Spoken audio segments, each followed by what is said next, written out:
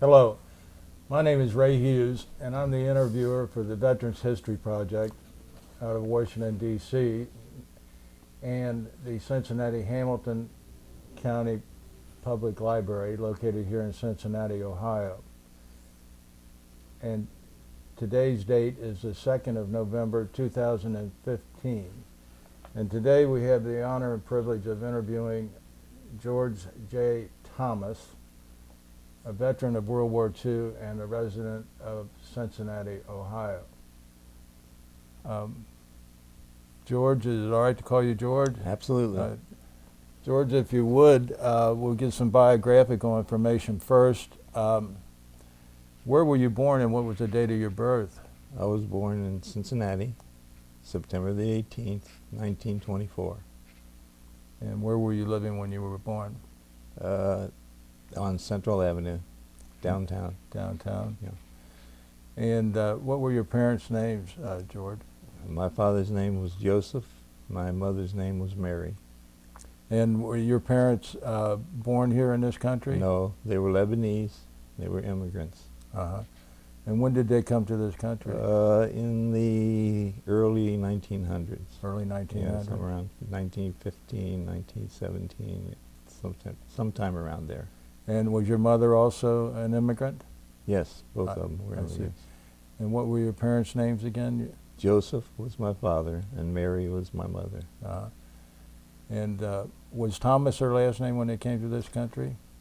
Well, actually, the Lebanese name was Danus, and Thomas was sort of a offspring of... Phonetically? Yeah. Uh-huh.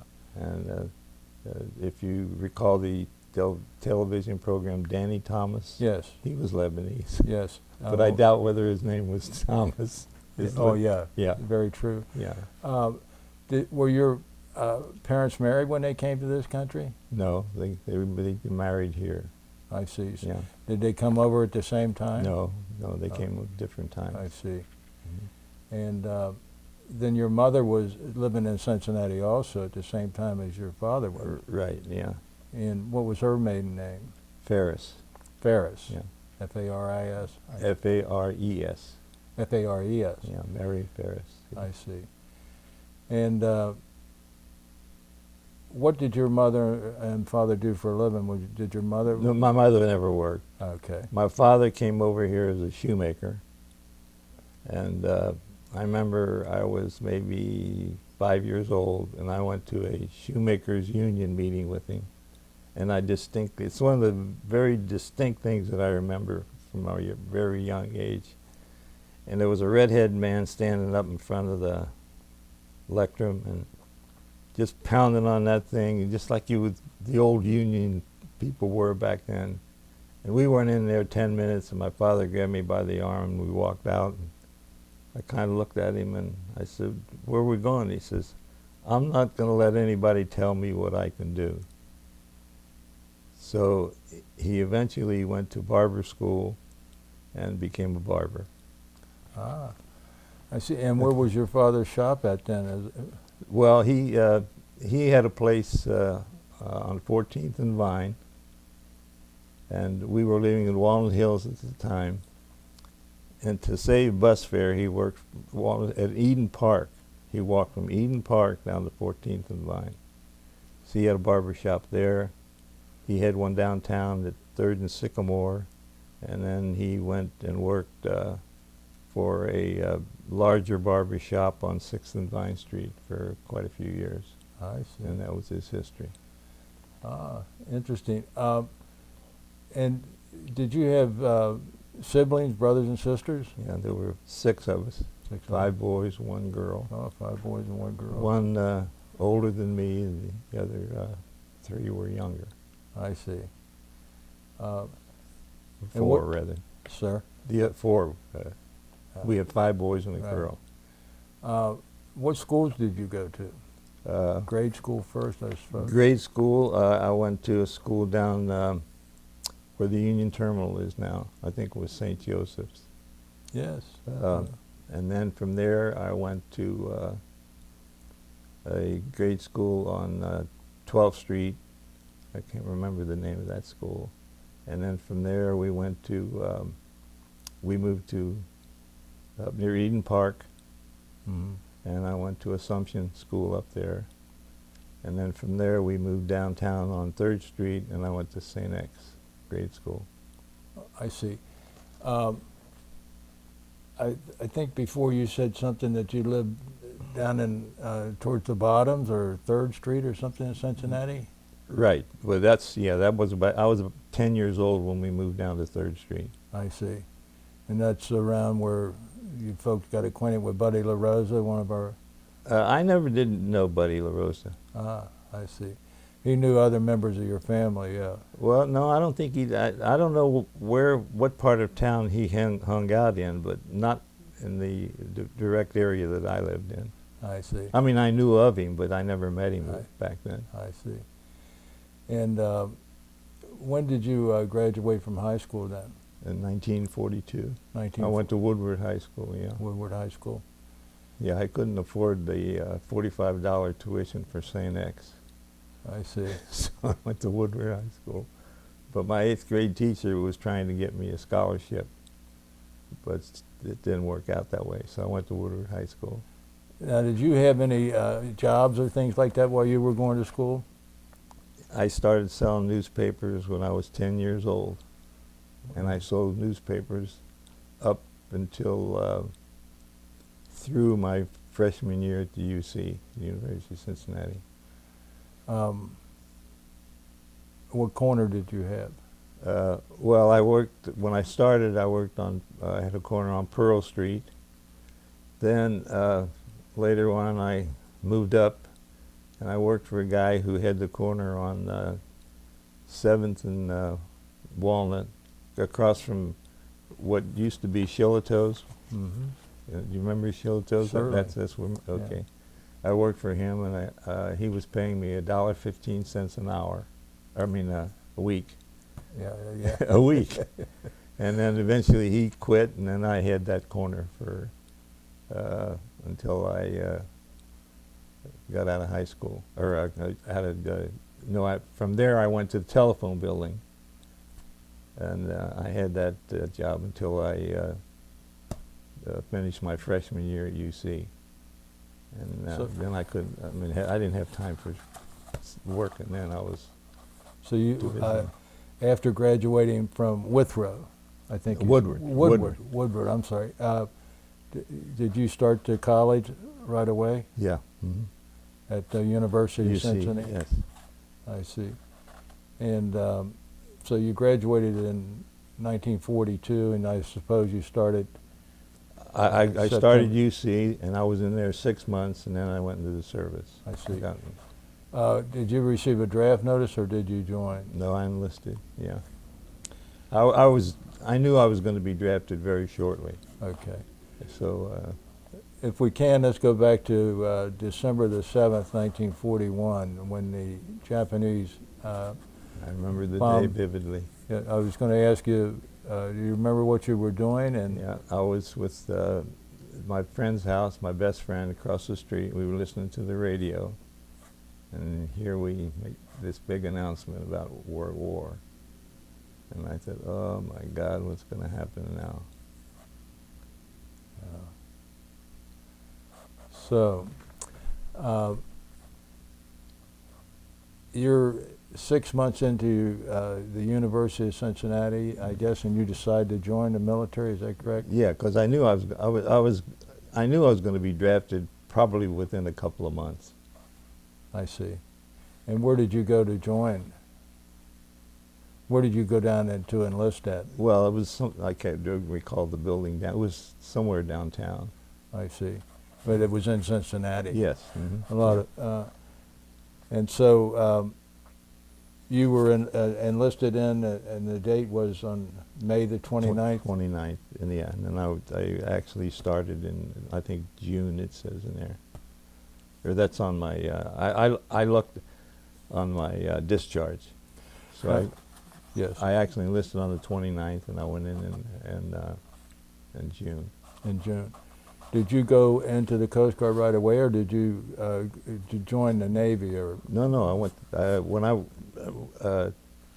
went to the reception for all the people that were being drafted. Then they, since I had been in college 6 months, I guess I was supposed to be worth something. Yeah, most of them were in high school graduates. Yeah, well, yeah, back then, very few people. I mean, they couldn't afford to go to college. Right. So they put me in front of these. It was like, I think, 5 different officers from different disciplines: the Army, Navy, Air Force, and so they interviewed me, and I kind of, in a sense, interviewed them. And when I finally decided that I really wasn't going to make a decision, then they sent me to another officer, and he wrote out this little thing about outstanding recruit recommended for Coast Guard or Marines. And outstanding simply because I had 6 months in college. And so I took the Coast Guard. I see. And where did you go for basic training then? I went to Manhattan Beach in Brooklyn. I see. And how long were you there? That was about 3 or 4 months. And then they sent me to Rahway, New Jersey for advanced seamanship school. And that lasted several weeks.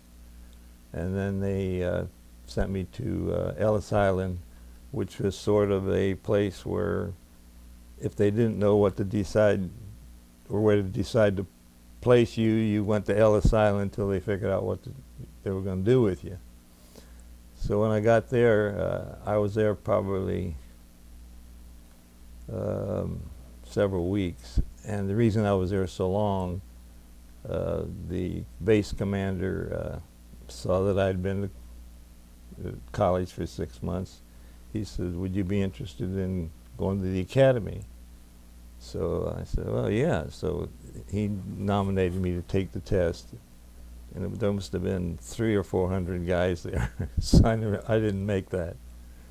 So, but they couldn't ship me out of Ellis Island until they got the decision on whether I was going to qualify for it or not. I didn't. So then he said, "Well," he says, "we got to do something with you." And I'm kind of looking at him, what's this going to lead to? He says, "I don't want to just put you out there as a seaman on the boat." And he says, "So you ought to go to either the torpedo school on a submarine, or you can go as a fire control school." And I said, "Fire control?" He said, "No, it's not fires." He says, you're going to be learning how to take care of the equipment that controls the firing of the guns." I said, "Okay, that's for me." I'm not going to the submarine school. No, that didn't appeal to me in any way. So, So I went to Newport, Rhode Island. That was the basic, and that was a Navy fire control school. And then from there I went to Washington, D.C. for advanced fire control school. And I was there about 3 months. And from there they shipped me out to California to the ship that I was assigned to. and what ship was that then? It was the, I have a picture of it if you okay. It was, all the troop ships were named after generals, and mine was the U.L. Scott, and Hugh L. I think it was U.L. There should be a picture of it in there. Mm-hmm.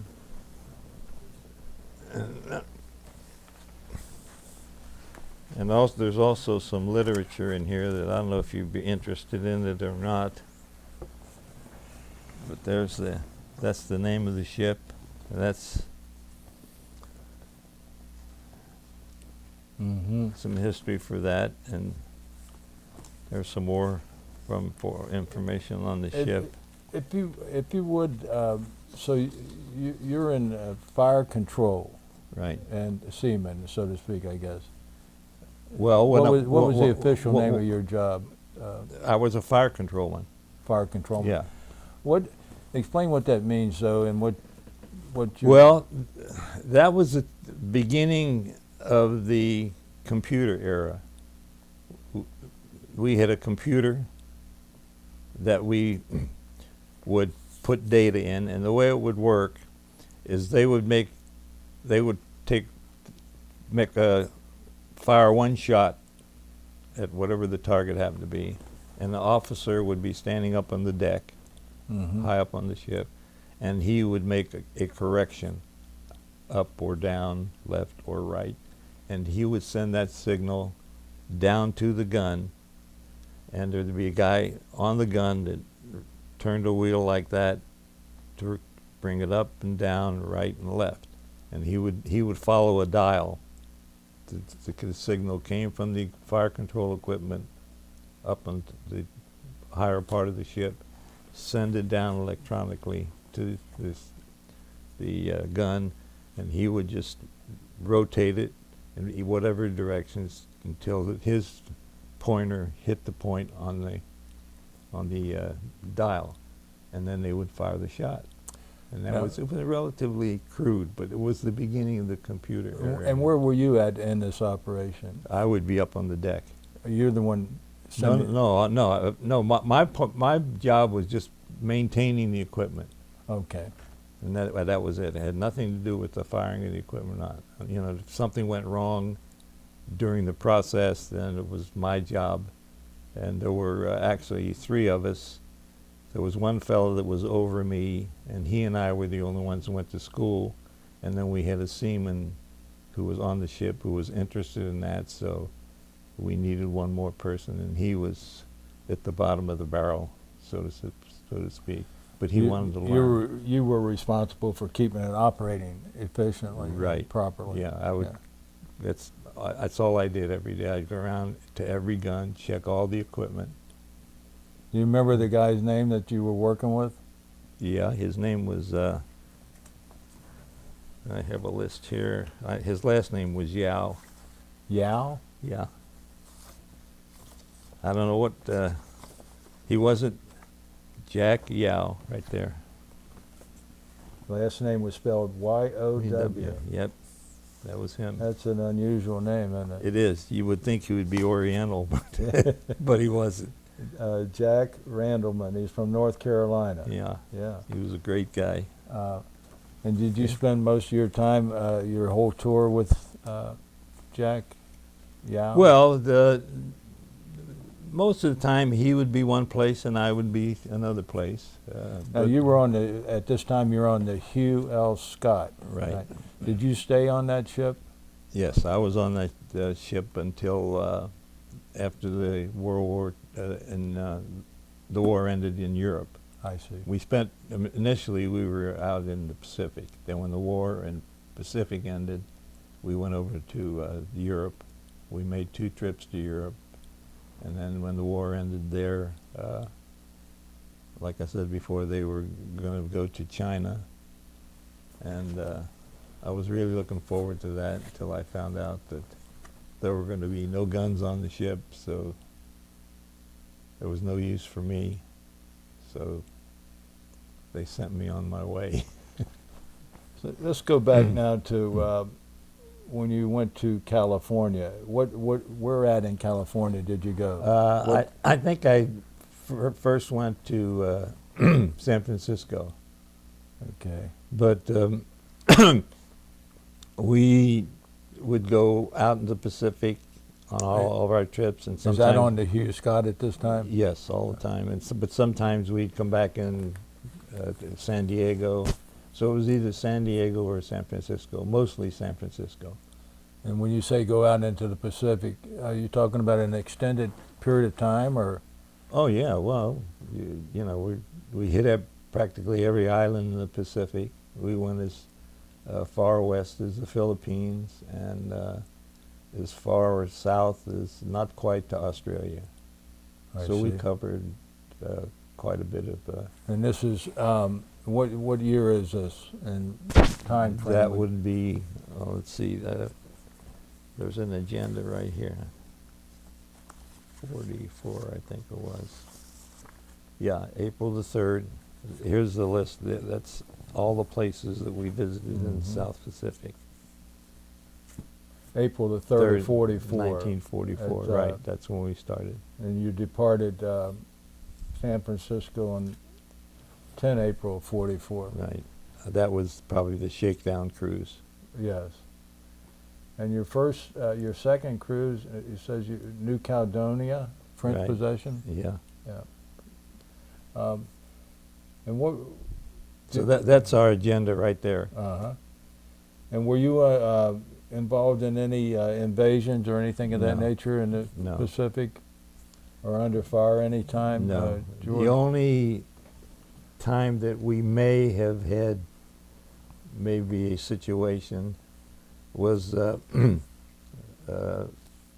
generally we would go out by ourselves alone, but we made many trips in a convoy, and whenever it would depend on how far into the war zone we were going to go, whether we went in the convoy or not. And when we went in the convoy, we had these small aircraft carriers, not the real huge ones. We'd have one small aircraft carrier, and whenever we got near a war zone, here we are 3,000 miles from shore, and all of a sudden you see planes taking off. Now, those planes don't have a range of 3,000 miles. No. So we assumed that they were out looking for submarines. Mm-hmm. For whatever reason, they suspected it or got some notices. We never knew. We'd see planes taking off, and we knew they had to be looking for submarines. But we never had any contact with anyone. You stayed on your third cruise that you were at Eniwetok Atoll. Did you land at any of these places or stop or go ashore? Well, we went. It was rare for us to go ashore because we weren't there that long. But somebody always went ashore, but not necessarily us. Mm-hmm. Because we really didn't have anything to do. But if we were going to be there a while, why they would let some of us go out and give us what they called liberty. Liberty. But generally speaking, we did not leave the ship. I see. We just stayed on the ship most of the time. But now, like when we went to the Philippines, I was fortunate enough to have some time off, and some of the islands, and then when we went to Europe, I was able to get liberty. Our first trip was to Italy, and I got time off there. And then our second trip was to India, and I got some time off there. At India? Yeah. Yeah. And most of the places, I was fortunate enough to get time off because with my rank that I had, I really didn't have anything to do. So I was fortunate enough to get time off. That brings up another question. What was your rank? I ended up as a fire controlman second class. I see. And you said the Philippines. Did you go ashore in the Philippines? Yeah. Mm-hmm. Saddest. I can't remember whether it was the Philippines or India that were the saddest place. I mean, they were just. So it was just a devastated area. I mean, you wouldn't believe it. When I got off the ship in India, this little kid, couldn't have been like more than 9 or 10 years old. He says, "You Raja, you want my sister?" Mm. I mean, that's the way it was over there. It was just terrible, terrible.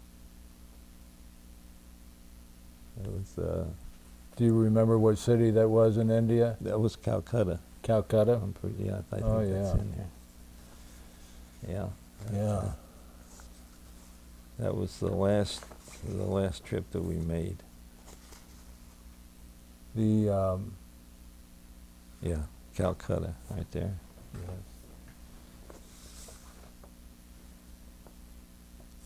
And you entered Calcutta through the Bay of Bengal, huh? Right. Yes. Do you recall where at in the Philippines you went ashore at? No, I don't remember, but it should be in. Well, that would be on this one here somewhere. Is it up there? Yeah, that's. Yeah, right up here, I think it is. Okay. Mhm. Yeah. They just call it Philippine Islands. I don't remember what city it was. Los Negros. That's that's it in the Admiralty Islands. Yeah, it's yeah. Now, did you go ashore to any of these other incidental islands that you stopped at? There may have been a couple of them that I did, but generally speaking, when we went to a place like that, I would just go around and make sure that all of our equipment was working properly. I mean, you know, we're in a war zone or near a war zone, so we made sure that everything was working the way it should be. So, according to your format here that you printed out, you were actually in San Diego on May the 8th when Victory in Europe Day was. Right. Is that correct? Yeah, right. I see. And from there you went back to Pearl Harbor? Right. And then to all these other islands all the way down there. Yeah, and then let's see. Then here's our, in August of '45, we went to Italy. And this was the last cruise, was in September of '45 to Calcutta. So you went from the Pacific to Italy, back to Calcutta. Yeah. That's some traveling. Well, here we went total of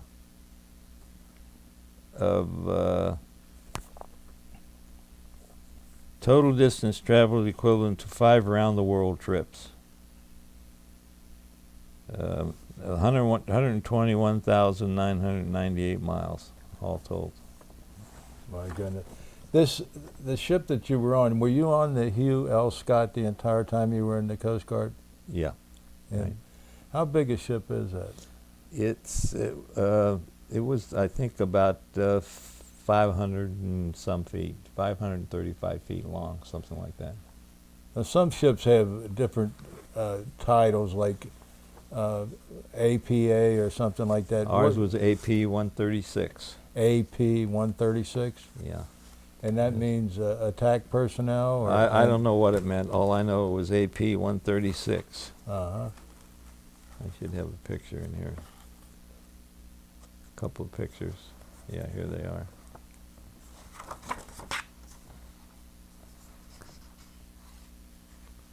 This one's attached. This one's a little bit bigger. It's a good picture here. Yeah. Now, AP 136, and we talked about your crew members and friends, Yao being one of them. Did the personnel stay the same for your whole tour on board? No. Every once in a while, I don't know how often, but they would transfer people for some reason or other. It wasn't the same. I mean, we had quite a few people in I don't know how many we had in the crew, but there were guys that were transferred off and transferred on at different times. Did you have a lot of friends on board that ship? Oh yeah, yeah. Any that you can recall their names now besides Yao? Oh yeah, my best friend, who is probably the lowest, he was just the bottom of the barrel seaman. He was one of these kind of guys that no matter what he said, the minute he opened his mouth, you knew he was funny. I mean, he was a very fun guy. And but he had more influence on that ship than anybody on the ship. And he was very friendly with the cook. And every night he would go down to the cook and he'd get a big can of fruit and a huge bowl of ice cream, and it took a month to make enough ice cream to feed everybody on the ship. And every night he would go down, he'd bring it up, and we had a shack. I'm looking for the picture here. And what was his name? Jan Yule. Jan Yule. Yeah. Another. He was from Lawrence, Massachusetts, and I have some pictures of him in here. He was a great guy. We had a lot of fun, and we had an experience that he never did ever get over with. We were going through the Suez Canal. We stopped at Port Said at the entrance to the Suez Canal, and we were fortunate enough to get some leave time. We'd get up at 4 o'clock in the morning and work till 10 because it was so hot. I mean, it was miserable. So we got off this one day, and so they told us, if you're going to go and have a drink from someplace, don't drink anything unless the container is capped. So it was like 110 degrees. So we went to this little place, and we got something to drink, and this guy walks up, and he has watches all over his arms and backpacks all over his back full of stuff, a real hustler. So I started doing these little tricks, and he had 2 rather large pewter cups, and he took a little bird and put it in one. Then he took the second cup and put it on top of it, and it just went all the way down into the first cup. Took the top cup out, and the bird was gone. And then he did a couple of little tricks like that. And so we got up to leave, and he started following us. And he was kind of mumbling, and my friend says, "What do you think he's mumbling about?" I said, "Well, he wants money. That's what he wants." So we got out to this. It was a 4-way intersection, and we were on the curb, and he was in the middle of that intersection, and he was cussing us out in Arabic.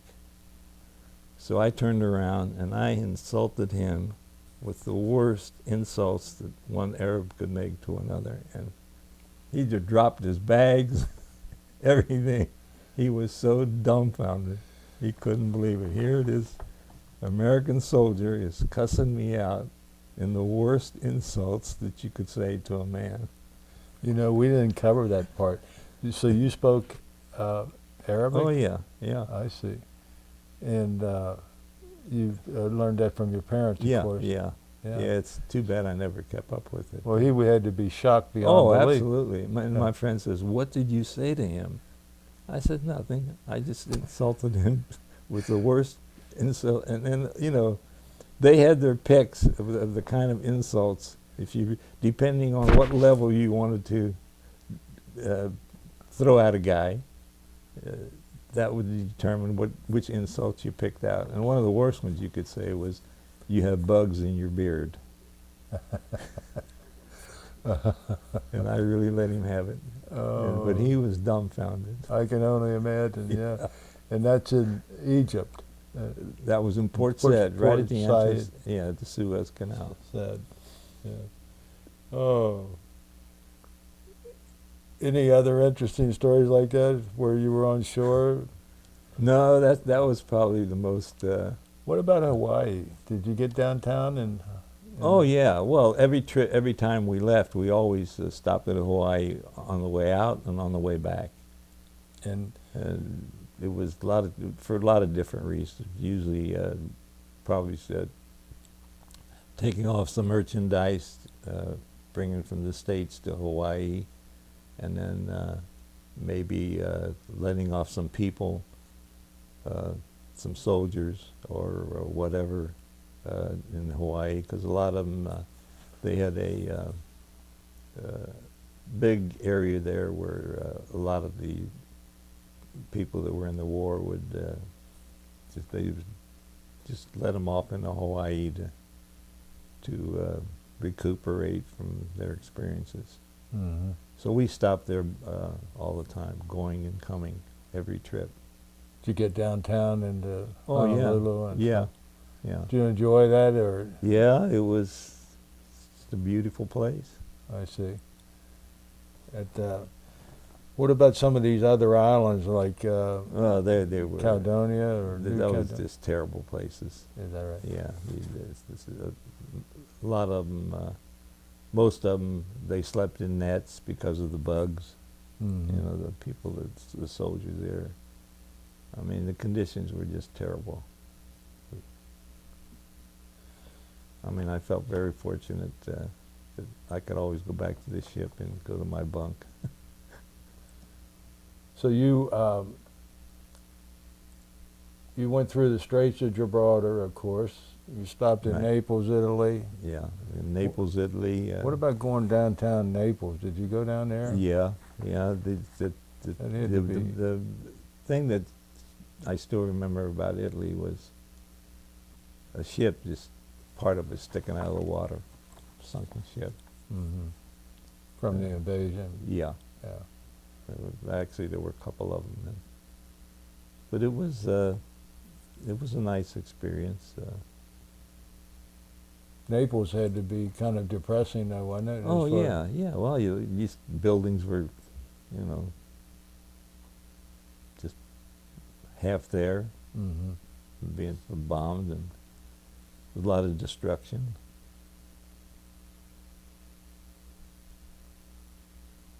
I'm looking here.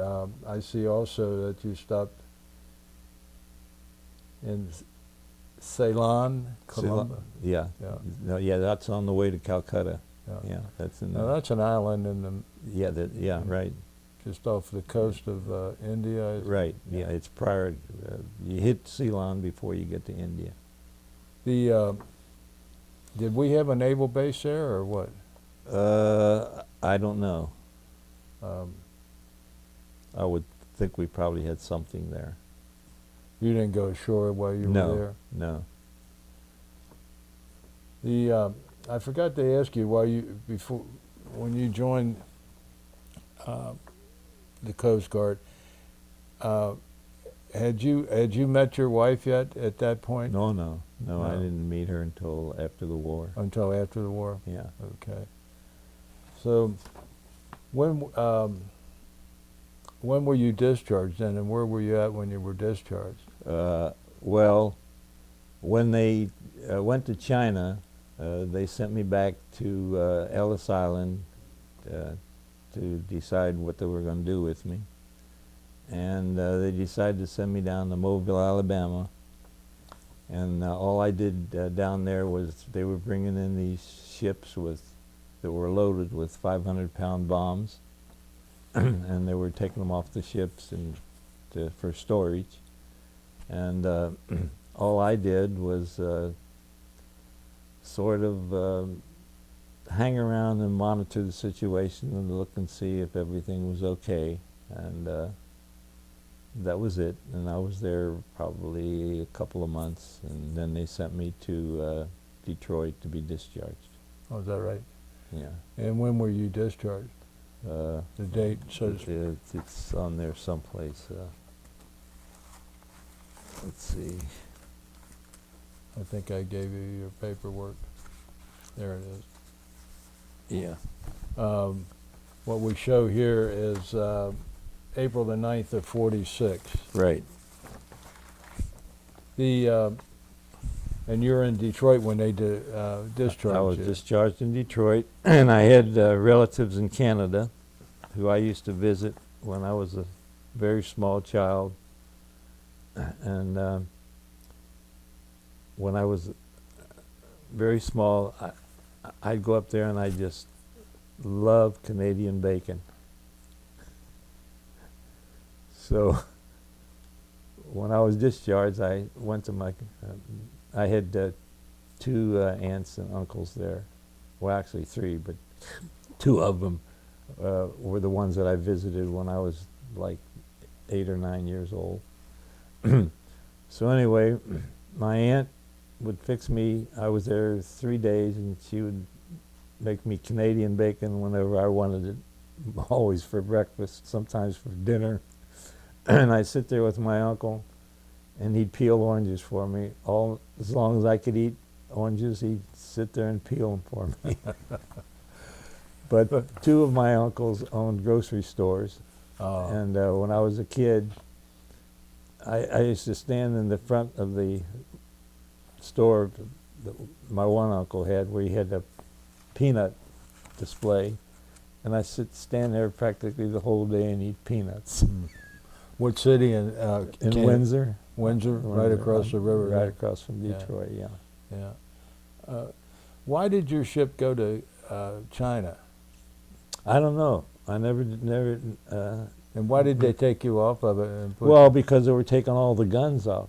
Oh, okay. So there was no, and all the computer equipment and all the stuff that we had. So there was no need for me there. I So they took me off, and they sent me back here until they decided what they were going to do. And I actually, when I came back, the man that signed me up, he was a commander, he was still here. And he said, well, what do you want to do? And I said, well, can you put me on a boat on the Ohio River? And he said, with your rating, he said, the biggest gun we have is a 45. He says, no, I can't do that. So that's when I ended up down in Alabama. And how long were you down there, roughly? I was there about 3 months. What's the name of that base down there? I wasn't at a base. Oh. When I first went there, the first week I stayed in a U.S.S place, and then I found a place in a private home, and that's where I lived. I just lived in a private home. I didn't have a base. Interesting. Yeah. Yeah.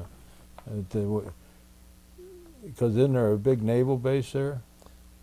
Well, yeah, I guess there is, but didn't have anything to do with me. So that would be Navy, not Coast Guard. Yeah. Where were they storing this ammo at, or the bombs? I don't know where they were taking them, but they were taking them off. They were bringing them in from probably all over the world, and unloading them and taking them for storage somewhere. But I don't know where they stored them. We know where you were at on VE Day, Victory in Europe. Where were you at when the Japanese surrendered? Do you recall that? That would be... We were probably out at sea someplace. August, I don't remember. Yeah. Do you recall when they dropped the atomic bomb? Oh, yeah, absolutely. How did you hear about that? Well, it's just on the radio, just like everybody else. Yeah. Yeah. And what was your thoughts about the use of the atomic bomb? Well, I thought it was great, to be honest with you, because it ended the war, for one. Right. And the biggest thing, as far as I was concerned, is nobody was going to bother us from then on. I mean, and that's been the problem with this country right now. I mean, it's everything that's going on now is just almost identical to what happened prior to World War II. And the only thing that kept us from fighting with Russia, thank God for Reagan, is because we had twice as many ballistic missiles as they did. So unless you're confronted with an idiot, he's not going to do anything with you. Right. Because he knows you have more than... As a matter of fact, I think the guy's name, excuse me, for Japan was the chief of staff of the military was Yamamoto. Right. And I don't know where I heard this, but what I heard was he did not recommend bombing Pearl Harbor. He was against it. But he said, if you're going to do it, you better make sure that you get every ship they've got there, because if we don't knock them out there, there's no way we're going to beat them, because their industry is so vast that they can make materials and armament quicker than we can destroy it. Right. And if we don't kill them right there at Pearl Harbor, we'll never beat them in a war. And eventually that's exactly what happened. Yes. After you were discharged, did you come back home to Cincinnati right Yeah. away? Mm-hmm. Yeah. And what did you do when you got back here? Well, I got discharged in April, and I knew I was going to go back to school in September. And I always wanted to fly, so I took flying lessons under the GI Bill Ah, out of Lincoln Airport. And I got enough hours. I had 45 hours, which is about what you need to get your license. But I was dirt poor, couldn't afford it, and I was going back to UC, so I had to register for that, and that's what I did. so you started back to school in September of September. '46, Yeah. and what were you going to major in, George? I went to civil engineering school. Civil engineering. Yeah. I see. And what year did you graduate? 52. In 1946 to 52. Yeah. So you it was 6 years that you were there. Well, actually, it was a 5-year program, but I started out in aeronautical engineering, and they were having trouble. Aeronautical engineers were having trouble getting jobs. So I switched over, and because of that, it took me the extra year to instead of 5. While you were in at the university, did you use your foreign language abilities? Did you study in foreign languages? No. I just studied engineering mostly, and the electives were not really. I mean, we had to take a certain amount of history and English and stuff like that. Now, But most of my classes were during this engineering. time, 1946 to 1952, had you met your future wife yet? Yeah, I met her in '49. And what is your wife's name? And Janine. Janine. Well, actually, her first name is Oma, and her middle name is Janine, but she hates Oma, so she goes by Janine. And her maiden name? Morio. Morio, M-O-R-E-O. M-O-R-E. Yeah, her father was German and French, and her mother was Dutch. Dutch. Yeah. And where did she live at? Well, she lived in Lima, Ohio, and she came down here, excuse me, to go to school, and she lived in the can't remember the building now. Anyway, she eventually got a room in the a building that was owned by the community chest, and part of getting this room was a modest rental, but she had to take. We had a club there that the community chest ran. I mean, you know, this is a low-income, relatively poor area of the city. But back then, most of the people were poor, and so this community house was a place where we congregated. So she had to monitor the younger kids. Now the veterans, we had a club that we met there, and we had spent all of our youth going to this place, and it was down on 3rd Street. And across from the street, from that building, was Lytle Park, where there was a swimming pool. And in the building, we had a small basketball court, but we had pool tables. I mean, for underprivileged kids, we had a hell of a lot of fun. Yeah. And this is right So near, she right, was- right near where Western Southern is. Well, yeah, Western Southern is up on 4th Street. Right. Yeah. And we were on 3rd Third Street. Street, Yeah, yeah. we were west and a little south. We were right across from Lytle Park. Yes. Okay. And I lived on the southwest corner of the street there. We lived there. The community house was across the street. We were 3 houses away from that. And on north of that was Lytle Park. So that's where we spent all of our time. And You were living at home with your parents? Yeah. Matter of fact, I lived with my parents even while I was in school, when I graduated, even while I worked for a while. And we had 2 kids, and then they finally kicked me out of the house. Yeah.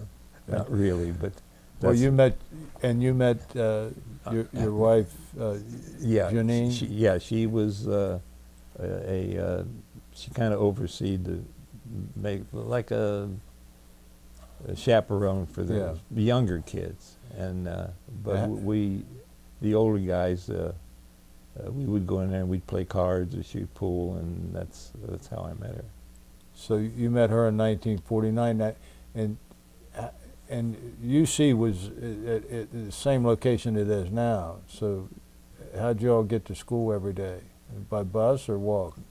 No, well, when I went to U.C., I would take the bus, yeah. But when I went to high school, I walked, and that was about a mile from where I lived. What was your address there on 3rd Street? It was 4403. 4403? 4403 East 3rd Street. Pretty sure that's what it was. Yeah.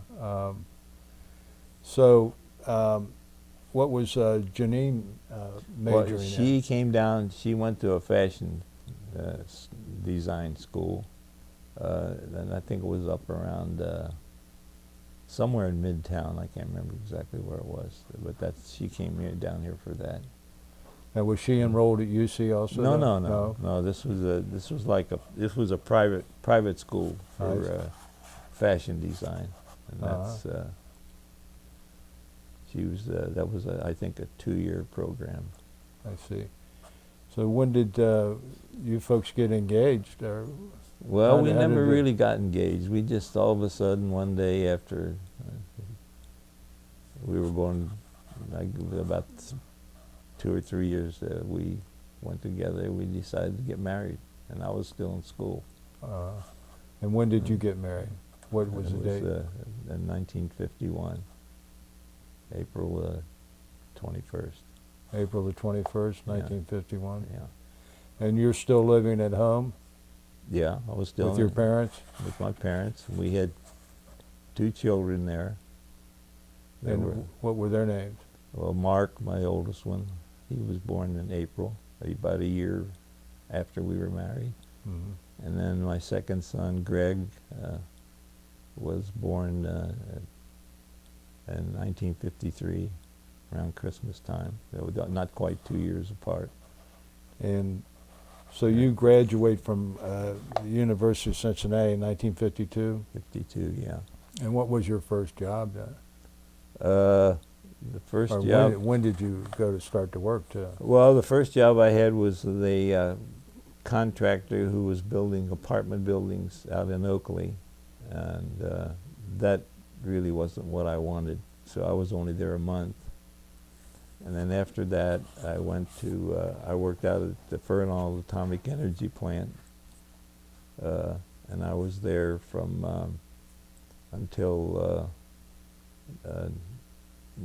early 1953, and from there I went to General Electric. I worked for a contractor out of General Electric, and I decided I'm going to get out of this construction business because I knew that eventually I would be out of town, and I didn't want to have a family and not be home every night. So I took a job with an engineering company here in town in 1954, and I worked there for 35 years. What was the name of that engineer? Hazlitt and Erdahl. Who? Hazlitt and Erdahl, and we did most of the highway work, I see. all the Fort Washington Way and 275 and most of the highway work around here we did. And how long, and you say you I worked for was there them? 35 years. 35 years. Yeah. Now, did you have any other children besides your first two sons? Yeah, we Yeah. had another son and then a daughter. So we And had, what were their names? my youngest, Greg was my second son, and he was not quite 2 years after Mark. Then 6 years later, my next son Michael was born, and then 2 years after that, my daughter Lisa was born. I see. And now, did Janine ever get in employment? Or did she? Not after we were married, no. Oh. She worked up until we got married, and she worked a little bit before our first child was born, but once our first child was born, that was it. I see. I didn't want her working. Yeah. And when did you move out of your parents' home? Well, that was in 1954, early, like January, I think, of 1954. I see. And where did you move to? We had an apartment up in Oakley. As a matter of fact, it was an apartment that was built by the guy that I first worked for. Yes, yeah. And we were there about 4 years. And then we bought a home in Price Hill here in 1958. And we were there 38 years. And then we moved here in 1995. 1995. Because we had a two-story, and she wanted, we decided we better get a one-floor plan. Mm-hmm. So we've been here ever since. Our cameraman here, I forgot to introduce, is Brian Powers. Brian is actually the fellow who is in charge of the Veterans History Project Mm-hmm. with the Cincinnati Public Library. And Brian, if like to see if you have any questions of George. Yeah, George, I just have a couple of questions. Sure. So you grew up in downtown Cincinnati, basically. Right. Did you ever know anything about the Coast Guard growing up? I mean, did you ever hear about the Coast Guard? Any perceptions of what the Coast Guard did? No, well, I kind of knew what they did, but not a whole lot. But I was wondering, was it any different than what you realized when you joined when you got into the Coast Guard? Was it much different than what you thought it was, what it was going to be? No, like I said, I sold newspapers from the day I was 10, and I was always news crazy. I'm a news junkie, even today. I mean, I know what's going on all around the world. Drives my wife nuts watching the programs, but that's just me. So, and when the war broke out, and I was still selling news, I mean, I was selling news, I was like 14 years old. But I knew everything that was going on. So I knew that, that basically what the Coast Guard was like. It was similar to the Navy. I knew what the Army was like, because I was in ROT, well, that was after. But I was really street smart, and I was just I just loved the war. To me was such an interesting thing that went on in the world, Were you aware of the Coast Guard that you could go around the world with the Coast Guard? well, I knew I could be going any place, I mean, I had no idea what I was going to be doing. I mean, I didn't know I was going to go in the Coast Guard, but because all I wanted to do was fly. Right. And I mean, I had my mind already made up. I was going to fly a plane someplace. And then, like I say, when my eyes went bad, I took these lessons, treatments, and I was really down pretty much when I knew I couldn't do that. And in your neighborhood, in the bottoms, Yeah. kind of right along the river in Cincinnati, I guess were a lot of people, I guess, were they working on the river? Were there boatmen living in the neighborhood? What were people doing No. for employment? And how many, I guess my other question that related to that, did it seem like a lot of people were joining up in your neighborhood when the war broke out? What are your memories of that? Well, you either joined up or you were drafted. I mean, there were a lot of kids in our neighborhood. I mean, you know, for being in a economically depressed area and living in an area like that, you would think that we never had much of a life, but we had a great life. We had a lot of friends. We never had any money, but we played baseball 6-7 days a week. We had the Union Bethel, which was the place we went to. We had the pool table, and we had the park, and we just had a great time. We had the Island Queen. We'd go down there and take the Island Queen, go to Coney Island. I mean, that's something that very few people in this country ever had the experience. But do you remember any people joining up or being, when the war broke out, how was that neighborhood affected? Well, you knew you were going. All the guys knew that they were going to get drafted or enlisted. A lot of them enlisted, and a lot of them waited around, but most of them enlisted. And that neighborhood had a pretty big Lebanese population, didn't it? Yeah, yeah.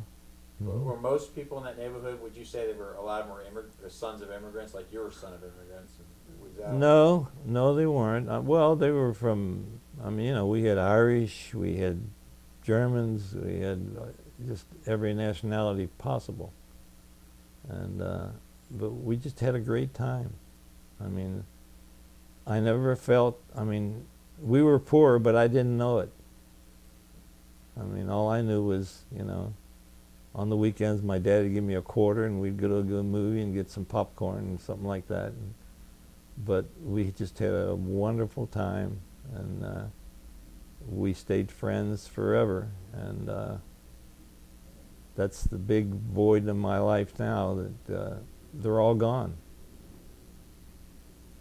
My other question is when you were in the Coast Guard, when you were going to all these different ports and different, was there a time where you felt unsafe when you were out in different countries, where there was any particular time that you felt you were in danger, or did you, or my other related to that is, how were you treated by different natives? Were you greeted as good guys or as not? No, we were treated well. No, I never had any apprehensions about anything. Probably the scariest part of my whole time in the Coast Guard was we were coming back. It was the last trip. We were coming back from India, and we hit this huge storm. I mean, they put ropes all around the railings, and they had glued things to the deck, the metal deck. Nobody was allowed on the decks. They battened down, closed all the hatches, and the storm was so violent that the whole front end of the ship would just come up out of the water and just thump like that. And, but even with that, everybody had we all had to have our life. Well, we never had jackets. We had things that went around our waist with a little gas cartridge in it that you would just set off. And but even with through all that, we just never got upset. I guess, I don't know, you get callous after a while, and you don't get unearthed about anything. But that was probably the worst experience that I had. And I don't know for sure, but there was kind of scuttlebutt going around that there was another smaller ship, and we were the closest one to it. And I think we were heading towards it, and then they eventually told us to forget about it. Somebody else was closer. So I don't really know what really happened there, but it was, I'd never want to go through that again. It was pretty scary. But you get, you know, I think after a while you just, like I say, you get callous to it, and you don't really get upset about anything. You just go around, go about doing your business and hope that everything turns out all right. Have you stayed in touch with any of the fellows that you were in the military with? No, because most of them were from California. Mm-hmm. I think I looked through here, I think there was one guy from Ohio here, one or two maybe, but my one friend was from Lawrence, Massachusetts, and we were in contact for a while, but not very long, and I don't know, you just kind of drift apart because they're so far away. But all the rest of them most of them were from California. I see. That's And I know probably everybody that went to California during the war said, this is where I want to live. And I think a lot of them did go out there, and I was one of them, but when I got married, there was no way. I mean, I just didn't want to be away from my family. right. And I wasn't going to take a job where I wasn't home. I mean, economically, that was a bad decision. I mean, it really wasn't a bad decision because No. it's not what I wanted. I mean, when we moved from downtown to Price Hill, the guy next door to me was a salesman, and he was gone 4 days a week. And they had 3 kids just like we did, although they had 3 girls and a boy. And we became really close, and we ate together all the time, and our kids still get along. As a matter of fact, they both passed away, and those 3 girls and a boy, they consider us their second parents. I see. But I don't regret it for a minute, and I had to do it all over again. I'd do the same way. Any other questions, Brian? No, that's it. Now, the only thing that may be of interest to you, I don't know. Now, you see those pictures up there? Yes. There was a Turkish fellow that worked in our office for about 7 years, and he went to the racetrack with me one day, and I had 5 winners that day, and I think I've only had 5 winners maybe twice in all my life. And he thought, well, if that dumb Arab can pick 5 winners, this must be easy. Because the one thing about men from that part of the world, the Arab countries and Turkish people and all of them, the men especially think that number 1, they're God's gift to women, and number 2, that no matter what we do over here, they can do it better. So he wanted to learn, so he started going to the track with me and my boss, and he learned his lessons well. And he was married to a Turkish girl, and she got homesick, and she wanted to go back to Turkey. He didn't want to go back because he would have had gone in the military. But he went back, and over there you can buy your way out of going to the military. So he and another Turkish fellow that worked in our office for a couple of years opened their own engineering company, and they did extremely well. And he bought horses, and he had about 30 horses. And he came over here in 1988. He used to come over once in a while and visit. And he said, I have a favor to ask. And I said, yeah, what? I said, anything. Because I mean, for the short period of time that I knew him, we became very, very close. What was says- his name? His name was in Turkey.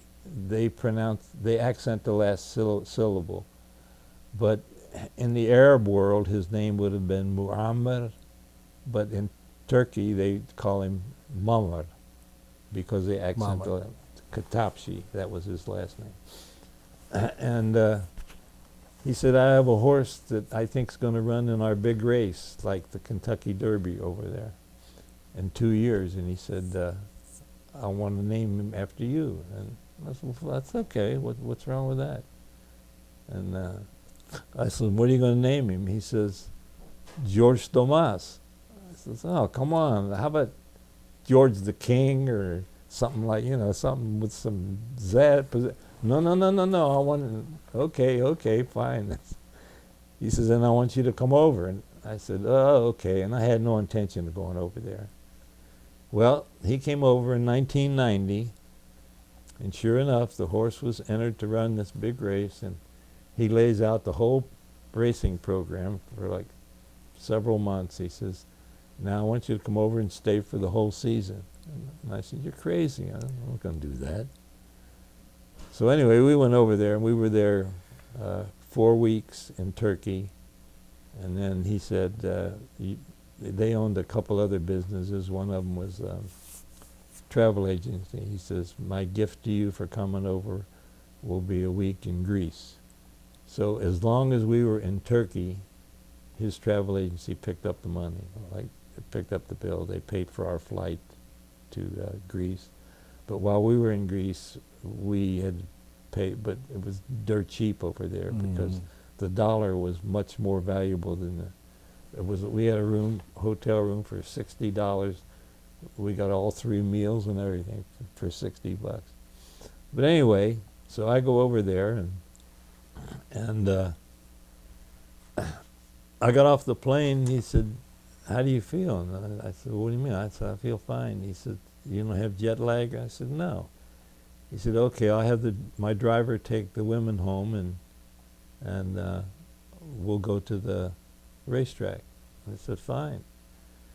So I walk in the racetrack, and all I hear is George Tomas, George Tomas. And I think they're talking about me. They're talking about the horse. So anyway, he was, I mean, at that point, he was very wealthy. I mean, he was like in the top 5 or 10%. I mean, he was in the jockey club and all that kind of stuff. So that's where we went. We went to the jockey club, and the minute that they found out I was there, I mean, boy, they were all rushing up, and most of them, most of the people that he associated himself with were all businessmen. All of them went to school here in the States. They all graduated from college in the States. And it was just a big rat race. I mean, they were coming up and they wanted to know, because they asked him, "Well, who is this guy that you're naming the horse after?" So I got to be pretty friendly with a lot of the guys. But after about 3 weeks, they said to him, he says, "Your friend is not very friendly. He sits over there with that newspaper." I mean, I buy the racing form every day, and their racing form is not anything like ours. It's not nearly as concise. And here he is with the paper and his red pens, and what the hell is he doing? And he said, "Oh, don't worry, he's just playing around." Well, I'm sitting there trying to determine how fast that track is each day and how fast I think the race is going to be run and all that kind of stuff. So the day of the race, this one guy, he was like maybe in his early 40s, a handsome dude and always dressed to the hilt. And I said, "Why are you having your horse in this race?" He says, "Well," he says, "everybody has a chance." And I said, "Your horse doesn't have a chance." I told him. And he says, "Well, who are you going to bet?" And I says, "George Tomas." He says, oh, because he's named after you. I said, no, because he's going to run it in 2 minutes and 27 seconds. The guy said, no, they never run faster than 2 minutes and 30 seconds. Well, he broke the track record. He ran in 2 minutes, 27 and 1/5 of a second. And after the race, the guy comes running up to him. He says, you missed it by 1/5 of a second. I said, yeah, I guess I did. Oh, But so George Tomas won the race, huh? yeah, he won it, and but it was just I mean, the whole 4 weeks was just amazing because the way they treated us, and it was just the night before the race they had this big shindig at this big beautiful hotel there, and food you wouldn't believe. What city is this that you're in? In Istanbul. Istanbul. Yeah. Okay.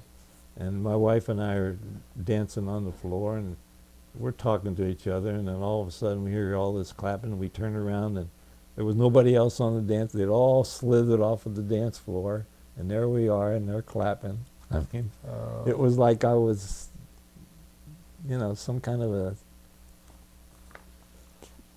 movie star. Yeah. Did you have your children with you on this trip? No, just me and my wife. Yeah.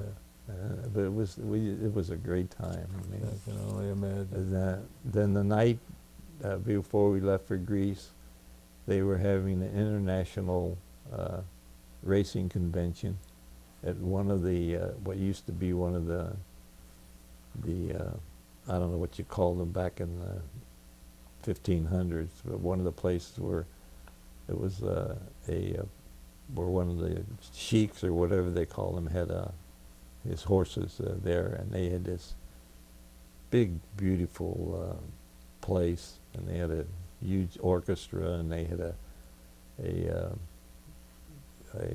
fashion show with all the silk dresses and clothes that the women wear, and just a magnificent dinner.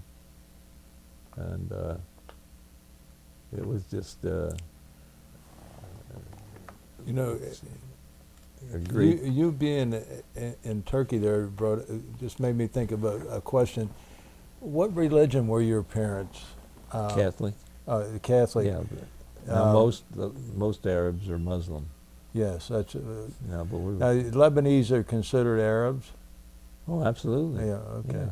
Well, we always think of them as Lebanese and not, but No, the Arab is.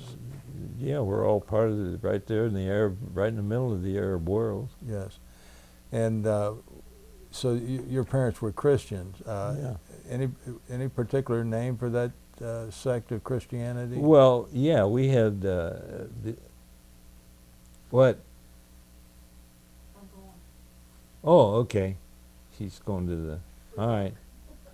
She's going. We go to the gym usually on Monday. Are we holding you up? No, I went yesterday, Oh, okay. and so I didn't have to go today. Okay. Where were we? The Oh name- yeah, the- no, the we have the Lebanese Catholics. Obviously the mass is in Arabic, and it's a certain rite of its own. But it's a Catholic rite, but we are Catholic. But it's a little bit different than the American Catholic. Mhm. There's a lot, not so much now, but when I was a kid, there was a lot more ceremony during our Mass.